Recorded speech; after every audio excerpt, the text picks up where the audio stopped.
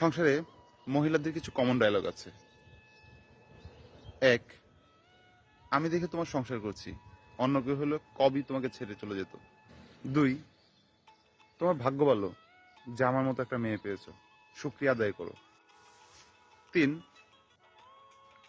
তুমি একমাত্র পুরুষ যে কিনা ঘরে কোনো কাজ করো না।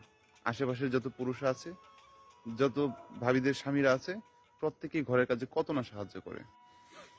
চার, এখন তো আমি আছি, এজন্য আমার মর্ম বুঝবা না। আমি না থাকলে ঠিকই বুঝবা। আর আমি না থাকলে তো তোমার সুবিধা, তোমার তো কোনো সমস্যা নেই, তুমি তো একটা বিয়ে করে ফেলবা। পাঁচ, আমি যদি বাইরে যাওয়ার কথা বলি তাহলে তোমার অসুখ থাকে, তোমার এই ঝামেলা ওই ঝামেলা, শরীরটা ভালো না, কিন্তু বন্ধুরা ফোন দিলে তো ঠিকই দৌড়ে চলে যাও।